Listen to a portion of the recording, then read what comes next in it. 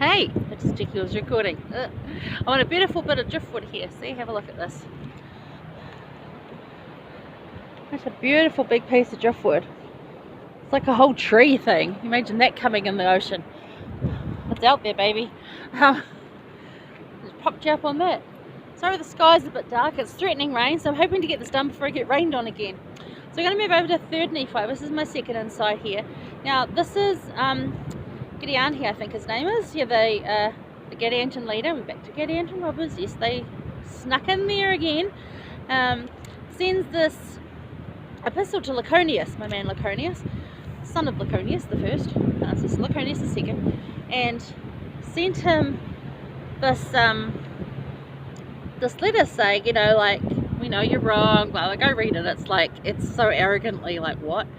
Laconius, on the other hand, goes, yeah, no, I'm not listening to you, and sends out a proclamation. And this is chapter 3, verses 13 through 16. So it's really cool, but it's really long, so I'm not going to read that to you. But these are the words of a prophet, well, a leader prophet. He calls them all together. I'll tell you briefly what happens. So he sends a proclamation. We don't know exactly what it says, but that would be an interesting one to read. But he did say a little bit like, you know, gather in, basically come together. Let's come together and be strong. And verses 24 to 26 are really, really cool, because it shows, and again, I might put a screenshot of what I've marked here, but that's up to you, that they did gather themselves together, and they fortified themselves, and they repented, and they put their prayers up, they made weapons of war, and they were strong in every kind of way, including like all the flocks they brought in with them and the food. They were set. And one of the verses, and I can't remember, somewhere it says for 7 years, which is a long time. So, you know, we're only going to have food storage for what, a year, maybe 6 months, 3 months. That's 7 years worth. That's pretty decent. Okay, so though, when are the words of the prophet or other respected leader cause you to exert yourself to do according to their words? So when has a prophet said something that's made you go, I really need to do that? To exert yourself, not to just go, oh yeah, we're doing that, oh yeah, we can try doing that. No, to actually put every concerted effort into doing it. And I think reading this too, and there I go saying, I'm trying to get rid of it.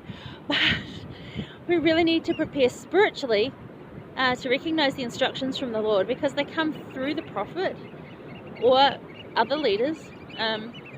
But we also need to prepare physically, so that we're ready to act when the instructions come. So it's no use just preparing one or the other. You've got to do both. You prepare physically and spiritually.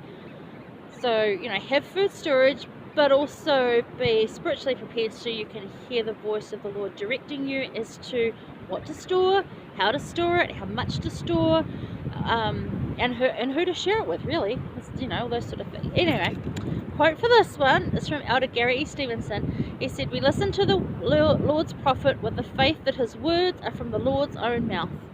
So when you listen to the prophet and he's speaking in his capacity and calling as a prophet, the words are coming from the Lord's own mouth.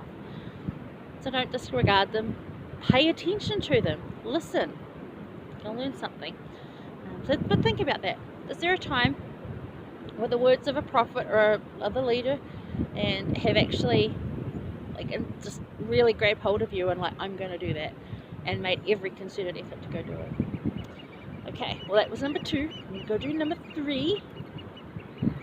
Maybe by the seagulls. More birds! Gosh, it's New Zealand, there's tons of them. Okay, stay tuned for number 3.